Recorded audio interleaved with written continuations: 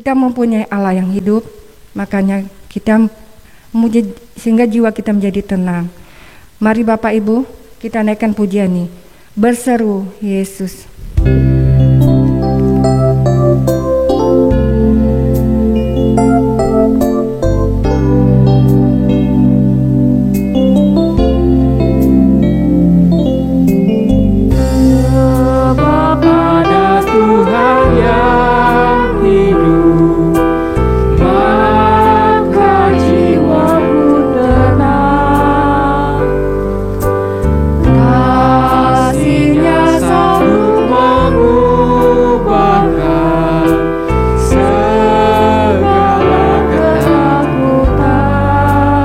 Berseru Yesus. Ku berseru Yesus, Yesus sahabatku, ku bawa hatiku demi menyembahmu. Ku berseru Yesus.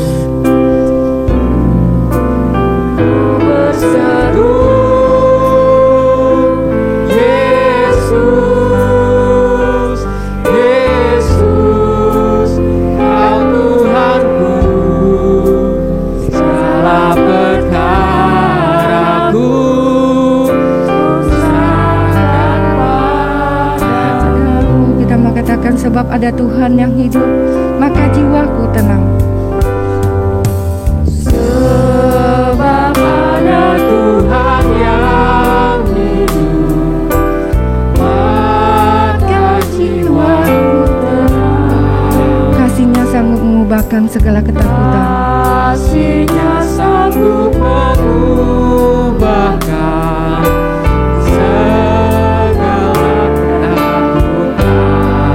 Bapak Ibu, kita bangkit berdiri. Saya mengundang saudara untuk bangkit berdiri. Yesus, sahabatku, ku bawa hatiku lebih menyembahmu.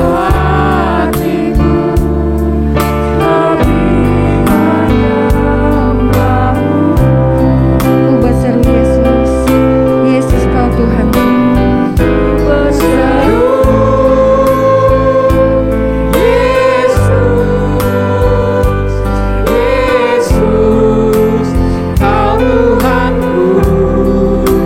Perkara aku serahkan padamu.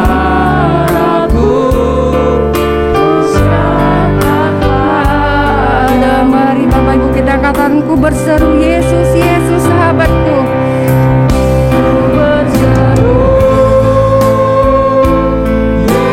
Yesus, Yesus sahabatku. Kami bawa hati kami Tuhan untuk menyembah-Mu.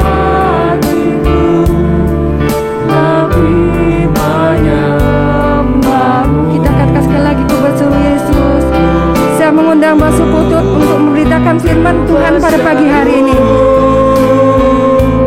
Yesus,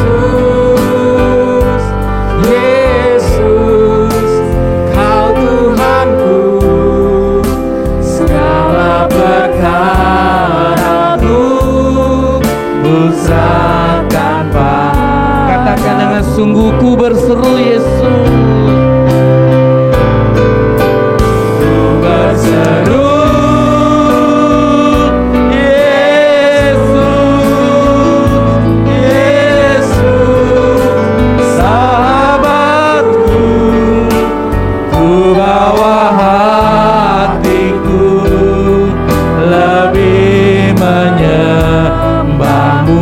Katakan dengan sungguh, ku berseru, ku berseru Yesus, Yesus kau Tuhanku, segala perkaraku ku serahkan padamu, segala perkaraku.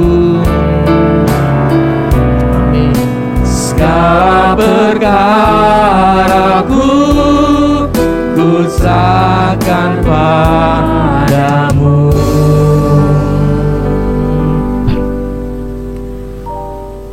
Benar Tuhan, inilah pujian kami ketika kami di dalam segala keadaan apapun yang kami hadapi.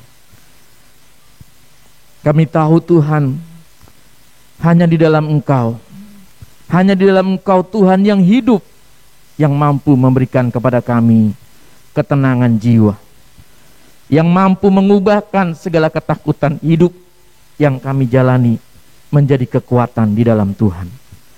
Karena itu Tuhan, ajar kami dalam hidup ini terus berseru kepada Yesus sebagai sahabat kami yang sejati. Kami terus berseru kepada Engkau karena Engkaulah Tuhan kami, sehingga segala perkara hidup kami tahu Tuhan sanggup atasi. Terima kasih Bapa untuk waktu yang indah. Kami bersama-sama menaikkan pujian kami, menaikkan doa kami. Kami akan mendengarkan firman-Mu. Tuhan urapi dan berkati kami. Dalam nama Tuhan Yesus kami berdoa dan bersyukur. Amin. Amin. Silakan duduk Bapak Ibu yang kasih dalam Tuhan. Baik. Shalom Bapak Ibu yang kasih dalam Tuhan. Bersyukur sekali hari ini kita boleh bersama-sama kembali di dalam ibadah minggu yang ketiga ini, dan kita bersyukur ya, tidak terasa kita sudah memasuki bulan September ini. Nah Bapak Ibu, diingatkan kembali bahwa bulan depan itu memang biasanya adalah bulan ulang tahun gereja kita ya. Bulan 10 itu adalah bulan ulang tahun gereja kita, dan biasanya kita menyelenggarakan itu di awal-awal. Tetapi karena kondisi kita masih belum safety benar ya, walaupun kondisi memang saya lihat secara nasional kita sudah cukup melandai, tapi tetap kita menjaga protokol kesehatan dengan baik ya. Kita tetap menjaga diri dengan baik. Jadi untuk tahun ini juga kita masih belum merayakan ulang tahun kita secara meriah gitu ya. Jadi tanggal bulan depan itu kita akan rayakan ulang tahunnya di tanggal 10-nya, minggu keduanya gitu ya. Jadi minggu pertama tetap ibadah biasa, ada perjamuan kudus, tapi minggu keduanya nah itu kita akan ada sedikit seremonial perayaan ya, bukan berarti ada meriah, tetap aja seperti biasa, tapi kita memperingati. Nah, di dalam rangka peringatan ulang tahun gereja kita itu, maka kita memberikan kesempatan kepada setiap jemaat-jemaat untuk berperan serta, mengambil bagian, mengucap syukur atas berkat Tuhan melalui ibadah gereja kita ini, melalui gereja kita ini. Dengan cara apa? Kita akan bagikan bantuan sosial kepada masyarakat sekeliling kita. Ada 7 RT di sekeliling kita ini yang akan kita bagikan sembako bagi mereka yang membutuhkannya. Jadi nanti Bapak Ibu lihat di pengumuman, kita akan bagikan satu paket sembako itu harganya 100.000. Jadi Bapak Ibu yang tergerak nggak usah pikir untuk nyumbang beras atau nyumbang minyak atau nyumbang apa, nggak usah. Jadi ambil saja digerakkan Tuhan untuk ambil paket. Oke ya, jadi saya mau nyumbang 10 paket, ya 10 kali 100 gitu ya. Atau saya mau nyumbang 5 paket, atau saya nyumbang 1 paket, boleh saja ya, silakan. Dan saudara bisa berpartisipasi untuk kebutuhan pelayanan gereja kita ini. Nah itulah saja yang kita bisa dapatkan. Mari kita akan membaca firman Tuhan bersama-sama. Hari ini tema kita adalah bagaimana kita dapat mempercayakan kepada orang yang dapat dipercaya. Mari kita akan lihat bersama-sama dari 2 Timotius pasal yang kedua. Saya akan ajak Bapak Ibu membaca bersama-sama ya. Demikian bunyi firman Tuhan. Sebab itu hai anakku, jadilah kuat oleh kasih karunia dalam Kristus Yesus. Mari kita baca bersama-sama. Perhatikanlah apa yang kukatakan, Tuhan akan memberi kepadamu pengertian di dalam segala sesuatu. Demikian jauh pembacaan firman Tuhan. Berbahagia mereka yang mendengar dan melaksanakan firman Tuhan ini dalam hidup hari lepas harinya. Bapak Ibu Saudara yang kasih dalam Tuhan, kita tahu bersama ketika Paulus bicara ini kepada anak rohaninya bernama Timotius, dia memberikan satu pesan penting di ayat yang kedua ya. Dikatakan, apa yang telah engkau dengar daripadaku di depan banyak saksi, percayakanlah itu kepada orang yang dapat dipercaya, yang juga cakap mengajar orang lain. Ini ayat emas kita dan ini ada sesuatu yang baik sekali. Apa makna yang kuat dari dalam Paulus katakan? Saya percaya bahwa Paulus Rasul ini mengingat apa pesan penting di dalam kehidupan yang Tuhan percayakan, yaitu amanat agung. Tuhan Yesus berkata sebelum dia pergi ke surga, bagaimana dia akan membawa murid-muridnya untuk menjadi saksi. Kamu akan kujadikan saksi di Yerusalem, Yudea, Samaria, sampai ke ujung bumi. Artinya saudara-saudara bahwa Injil Tuhan, berita Tuhan harus terus tersebar, harus terus dinyatakan dan diterima oleh banyak orang lain. Itu yang penting, saudara. Gereja Tuhan akan bertumbuh bukan kepada siapa pemimpinnya, kepada siapa orang-orang kuat di dalamnya, tetapi gereja Tuhan akan terus bertumbuh ketika terus terjadi multiplikasi pemuritan yang akan terus berkontribusi bagi pelayanan Tuhan ke depannya. Jadi saudara, jangan kita terkesima hanya dengan masa lalu yang hebat. Jangan kita kemudian kagum dan berhenti dengan masa sekarang yang kelihatannya mantap. Tetapi saudara, kita juga harus berpikir ke depan, bagaimana kita meneruskan pekerjaan Tuhan ini, pelayanan yang Tuhan percayakan ini. Saudara-saudara, jadi ini harus menjadi beban kita bersama, visi kita bersama. Saya senang beberapa hari ini suka nonton pertandingan yang lalu ya. Jadi kayaknya lagi ada semacam podcast yang suka ikuti tuh. Ngobrol, wawancaranya dengan misalnya Taufik Hidayat. Saudara mungkin sebagian kenal ya Taufik Hidayat, dulu saya kenal juga. Ada lagi ngobrol dengan legenda bola Indonesia BP ya, Bambang Pamungkas. Lalu saudara-saudara, pada waktu mereka ngobrol kehebatan para tokoh-tokoh olahragawan Indonesia ini, ada satu kalimat yang terkesima yang saya lihat. Dikatakan begini saudara, ketika kita melihat seorang yang begitu hebat di dalam pertandingan ini, jangan kita terkesima dengan kehebatan saat ini, tapi kita harus berpikir bagaimana negara atau istilahnya atau klub mempersiapkan penerusnya di masa yang akan datang. Saudara, itu kalimat buat saya itu kayaknya betul juga ya. Ketika kita melihat kehebatan seorang tokoh seperti ini, jangan kita terkesima, jangan kita berhenti di dalam tokoh tersebut, tapi bagaimana kita memikirkan untuk regenerasi, meneruskan kehebatan atau pelayanan itu ke depan nantinya. Saudara, ini juga yang harus menjadi beban kita bersama dalam gereja ini. Bagaimana GKT yang sudah Tuhan bangun di tempat ini, bagaimana pelayanan ini sudah berkembang dengan hebat di tempat ini, Tuhan ingin kita terus meneruskannya, terus memuridkannya, terus juga kita memberikan tongkat estafet ini kepada orang yang sungguh membutuhkan, kepada orang yang bisa kita lakukan. Nah saudara-saudara yang kasih dalam Tuhan, ini yang terpenting. Beban kita bukan hanya saat kita senang menikmati di sini, tapi beban kita bersama adalah bagaimana kita memikirkan siapa penerus-penerus generasi pelayanan kita, jemaat-jemaat Tuhan ke depan nantinya. Bapak Ibu, karena itu Paulus berbicara kepada Timotius, anak rohaninya. Di masa-masa tuanya, kita tahu saudara, 2 Timotius ini ada yang mengatakan mungkin ini akhir surat yang ditulis oleh Paulus. Paulus menulis 13 surat saudara-saudara. Tetapi saudara-saudara, ada yang mengatakan bahwa inilah surat terakhir yang Paulus tulis ketika dia sedang dalam penjara. Maka nanti kita lihat di dalam 2 Timotius pasal 4, ketika dia akhir-akhir hidupnya, dia mengatakan, aku melihat dan aku sudah menyelesaikan pertandinganku ini. Jadi saudara, di akhir-akhir kehidupannya Paulus berbicara kepada Timotius, anak rohaninya. Dan ini menarik sekali saudara-saudara yang kasih dalam Tuhan. Timotius bukannya sekedar mengikuti teladan Paulus dalam satu sisi, tapi dia bisa mengatakan, engkau telah mengikuti ajarannya, cara hidupnya, pendiriannya, ketekunannya, dan seterusnya. Saudara, apakah kita sebagai anak Tuhan juga memiliki prototipe seperti ini? Keteladanan seperti ini ketika kita bisa melihat siapa sih kehidupan rohani yang bisa saya jadikan contoh. Keteladanan siapa yang bisa kita terus memacu kita untuk semakin lebih rohani dalam Tuhan.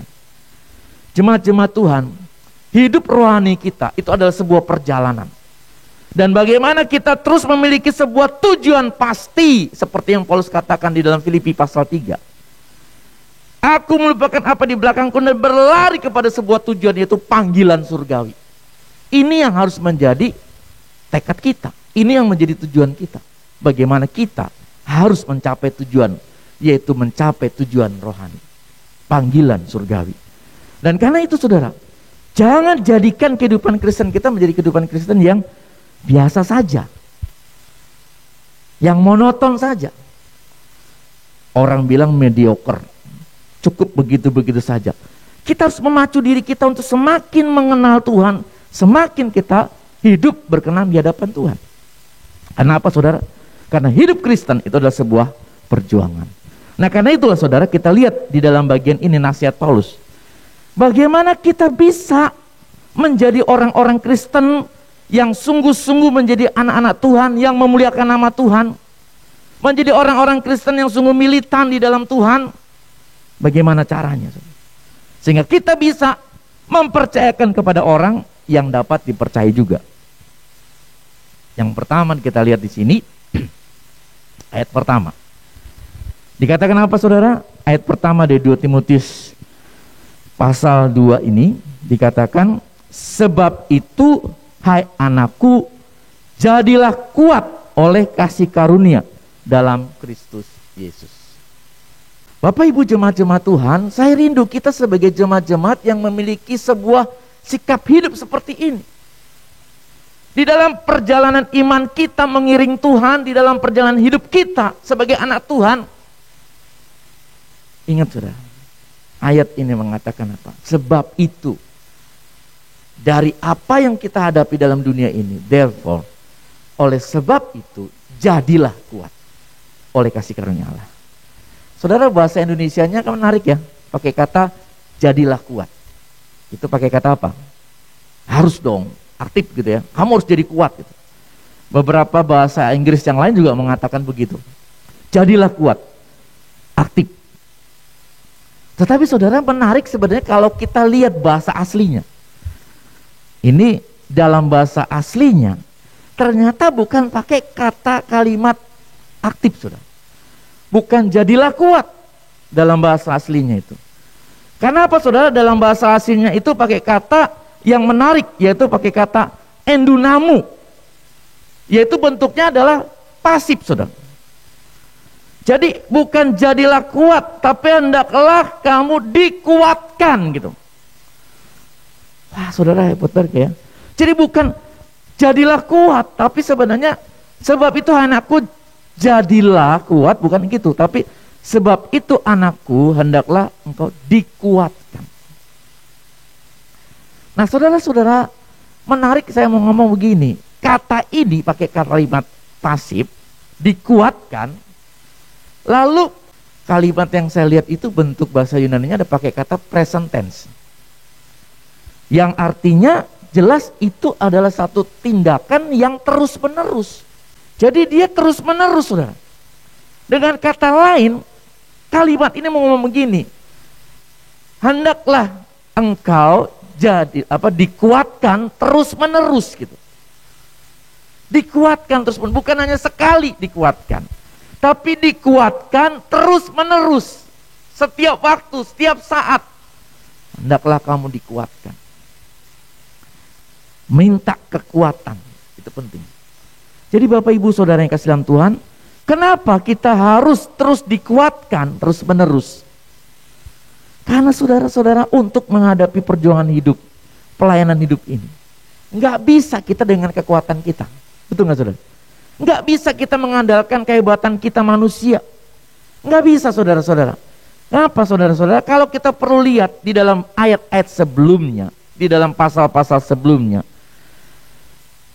kita menemukan bersama-sama bahwa contohnya di pasal 1 dari 2 Timotius ini. Ada banyak orang-orang yang pada mulanya melayani Tuhan, Demas, tapi akhirnya dia meninggalkan Tuhan karena pergumulan hidup, karena masalah hidup, karena masalah duniawi, keinginan duniawi. Demas yang tadinya melayani Tuhan meninggalkan Tuhan. Saudara-saudara, banyak orang yang mungkin berkata, saya mau melayani engkau, saya mau setia sama Tuhan, saya mau sungguh-sungguh beribadah sama Tuhan. Tapi kita menemukan apa? Karena masalah kekecewaan pribadi, karena melihat orang lain, kita jadi mundur, kita jadi kecewa. Aduh, saya sedang punya masalah begini, tapi kok nggak pernah ada orang yang ngelihat saya, nggak ada pengurus gereja yang datang sama saya, nggak ada majelis yang memperhatikan saya, nggak ada pendeta, hamba Tuhan, boksu sembuh, kemana ini? Padahal nggak ada yang ngasih tahu, gitu. Ya, padahal nggak ada yang ngasih tahu. Jadi Bapak Ibu Saudara-saudara yang kasih dalam Tuhan, banyak orang seringkali secara pribadi berpikir begitu. Wah, saya hebat, saya kuat, tapi lemah, kemudian hilang. Saudara, di sini dikatakan firman Tuhan, bagaimana ketekunan seseorang, bagaimana mengiring Tuhan, itu dilakukan bukan karena kehebatan kita, bukan karena kekuatan kita, tapi karena kekuatan dari Tuhan. Karena itu sebagai pelayan Tuhan, sebagai anak Tuhan, sebagai umat Tuhan, jemaat Tuhan, mintalah engkau terus dikuatkan terus menerus bersama dengan Tuhan. Itu penting sekali. Semangat baptis, selesai baptisan, kemana? Hilang. Kenapa? Nggak ada lagi lah yang kepentingan saya, kesulitan saya. Saudara, hidup perjuangan itu penting sekali. Hidup perjuangan itu penting. Bagaimana kita harus hidup mengandalkan Tuhan. Itu yang kita lihat. Jadi yang pertama di sini, hendaklah hidup kita itu dikuatkan terus menerus. Jadi bukan karena kekuatan kita, bukan karena kehebatan kita, bukan karena kekuatan orang lain, bukan karena pengaruh orang lain, tapi kekuatan siapa, saudara? Nah, ini kita lihat ayat 1. Dikuatkan oleh kasih karunia Allah. Oh saudara, ketika saya mendapatkan ayat ini, saya berpikir sangat indah sekali. Bagaimana saudara-saudara Tuhan menguatkan kita? Oleh kasih karunia-Nya. Saudara, ketika kita bicara kasih karunia, selalu kita bicara di pendahuluan. Kita diselamatkan bukan karena perbuatan baik kita, betul? Kita diselamatkan bukan karena kehebatan kita, Efesus berkata begitu. Tetapi oleh karena apa? Kasih karunia. Bukan karena kita yang memilih Allah, tapi Allah yang mencari dan menemukan kita, Allah yang menyelamatkan kita. Itulah kasih karunia. Jadi Bapak Ibu Saudara-saudara, kita bisa ada sebagaimana ada kita saat ini, itu karena kasih karunia Kristus yang menyelamatkan kita.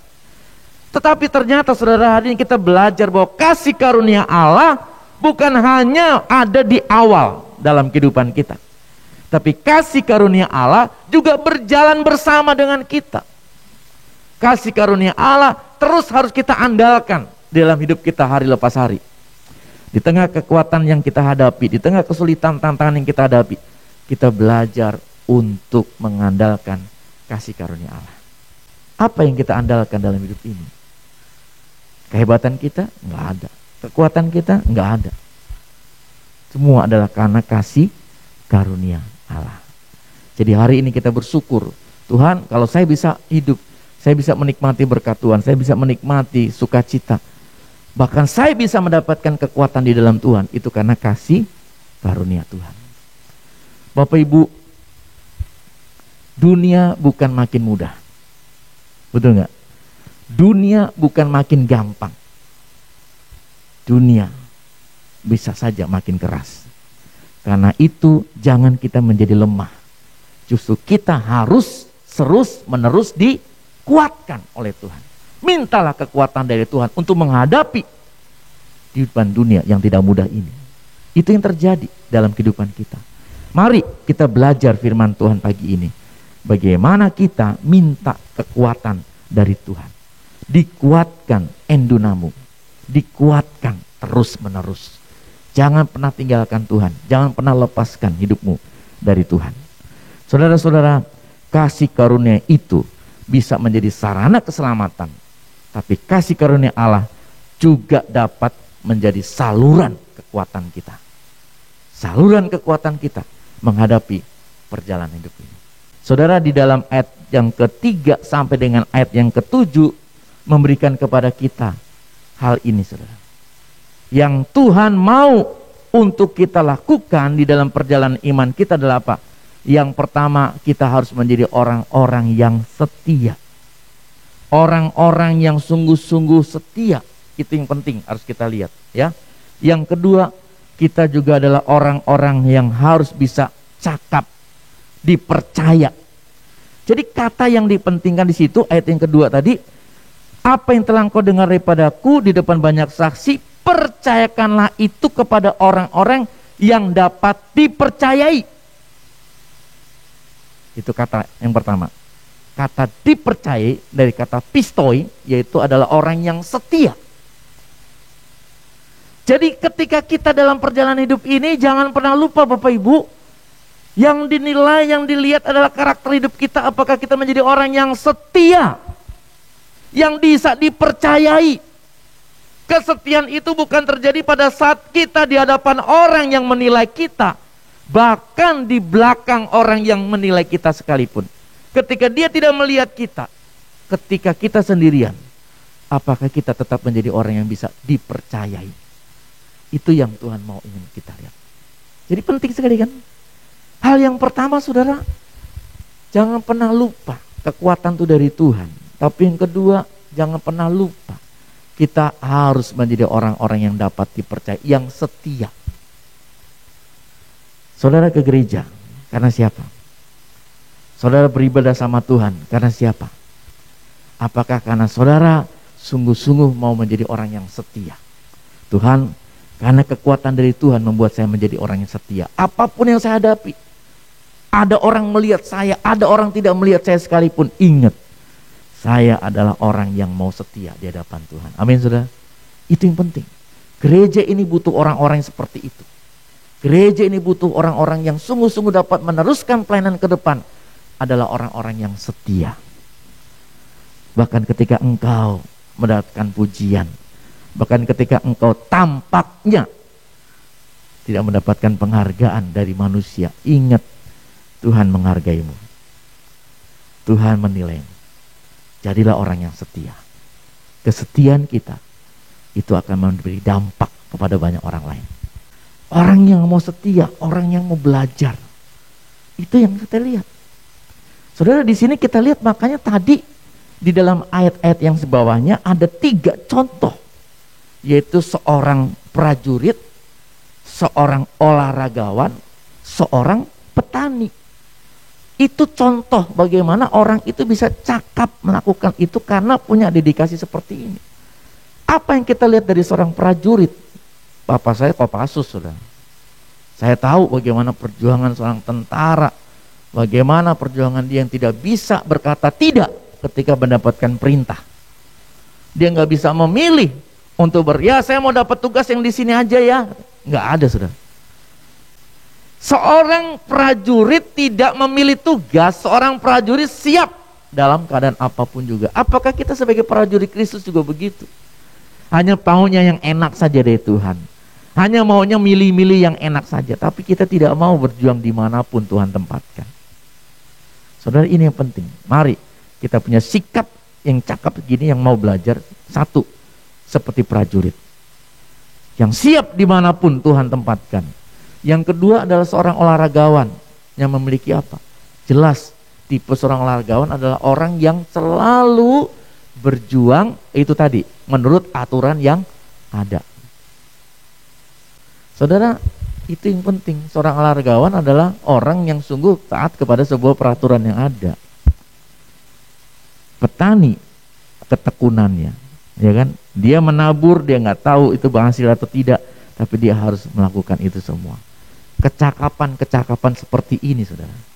Kesiapan kita dalam melaksanakan tugas, kesiapan kita untuk tetap taat kepada apa yang Tuhan perintahkan, ketekunan kita di dalam melayani Tuhan, itu yang dipentingkan. Mari sebagai jemaat Tuhan, kita menjadi orang-orang yang setia, pistoi, yang dapat dipercayai. Kesetiaan kita yang kita minta di hadapan Tuhan. Yang kedua, saudara, mari kita memiliki kecakapan Bagaimana kita bisa mengajar orang lain kalau diri kita sendiri pun masih ogah-ogahan? Bagaimana kita bisa meneruskan berita Injil Tuhan ini kepada banyak orang kalau diri kita sendiri pun tidak bertahan di tengah segala pergumulan hidup? Jadilah orang-orang yang tetap semangat di dalam Tuhan. Jadilah orang-orang yang terus berpikir bahwa gereja ini bukannya untuk kita. Gereja ini untuk anak cucu kita. Gereja ini untuk generasi kita ke depan. Siapa yang meneruskan kalau tidak saudara dan saya? Siapa yang Tuhan mau percayai untuk bisa meneruskan berita ini? Adalah orang-orang yang mengandalkan Tuhan, kekuatan dari Tuhan, yang minta kekuatannya, kasih karunia-Nya terus menerus, yang setia, yang dipercayai, dan yang juga cakap mengajar orang lain. Biarlah kita sungguh-sungguh menjadi anak Tuhan, alat Tuhan yang indah, memuliakan Tuhan di gereja Tuhan ini. Mari kita berdoa. Tuhan, kami datang kepadamu di tengah kehidupan pelayanan gereja Tuhan ini. Kami berdoa Tuhan, Engkau yang memiliki gereja ini, Engkau yang akan menopang pelayanan gereja ini, Engkau yang akan membangkitkan jemaat-jemaat-Mu, membangkitkan kaum muda untuk terpanggil menyerahkan diri di dalam pelayanan gereja Tuhan ini. Kami berdoa Tuhan, ajar kami sebagai jemaat-jemaat-Mu menjadi jemaat yang bukan hanya mengandalkan kekuatan kami, kekuatan orang lain, mengandalkan apa yang di sekeliling kami. Tapi kami diajar hari ini bagaimana kami menjadi orang-orang yang sungguh mau dikuatkan terus-menerus oleh karena kasih karunia Allah. Ajar kami Tuhan menjadi orang-orang yang dapat dipercayai, yang setia sebagai umat-Mu. Di tengah tantangan gelombang sekalipun, Engkau sudah melahirkan secara rohani hidup kami di tempat ini.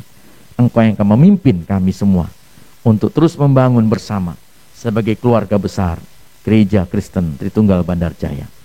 Bapa, berkati jemaat-jemaat-Mu, berkati semua kami.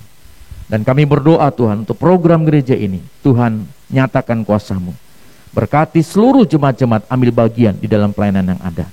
Kami berdoa Tuhan untuk juga kebutuhan gereja ini, baik para aktivis, para pelayan-pelayan Tuhan, tenaga multimedia, maupun juga pelayanan tenaga tata usaha, kami menyerahkan dalam tangan Tuhan. Juga khususnya untuk tenaga hamba Tuhan yang sungguh-sungguh Tuhan mau utus sebagai orang-orang yang melapis dalam pekerjaan pelayanan. Biarlah Tuhan memberkati siapapun yang Tuhan mau pakai, siapapun yang Tuhan mau utus adalah hamba-Mu yang setia kepada Tuhan, hamba-Mu yang mengasihi pekerjaan Tuhan, hamba-Mu yang akan Tuhan utus untuk melayani bersama dengan kami tempat ini. Terima kasih Bapa, kami serahkan semua kehidupan jemaat Tuhan di dalam tangan Tuhan. Terima kasih untuk berkat Tuhan ini. Dan kami menyerahkan untuk jemaat-jemaat yang masih dalam pergumulan sakit penyakit, Tuhan jamah mereka. Tuhan nyatakan kuasa-Mu, dan Tuhan memberikan pemulihan dan kekuatan di dalam kasih karunia Allah. Terpujilah Engkau Tuhan, inilah doa kami. Dan kami menyerahkan untuk program ulang tahun gereja yang akan diadakan bulan depan. Tuhan siapkan semuanya yang terbaik bagi kemuliaan nama-Mu. Inilah doa kami, dan kami serahkan sekali lagi kehidupan umat Tuhan, pergumulan kami ke dalam tangan Tuhan kami, Yesus Kristus, Tuhan dan Juru Selamat kami hidup, yang telah mengajar kami berdoa. Bapa kami yang di surga, dikuduskanlah nama-Mu, datanglah kerajaan, jadilah kehendak-Mu di bumi seperti surga. Berilah kami pada hari ini makanan kami secukupnya, dan ampuni kami segala kesalahan kami, seperti kami juga telah mengampuni orang yang bersalah kepada kami. Jangan bawa kami dalam cobaan, tapi lepaskanlah kami daripada yang jahat. Karena Engkau punya kerajaan dan kuasa dan kemuliaan sampai selama-lamanya. Amin. Tuhan memberkati. Selamat pagi, dan saya serahkan kembali kepada liturgi.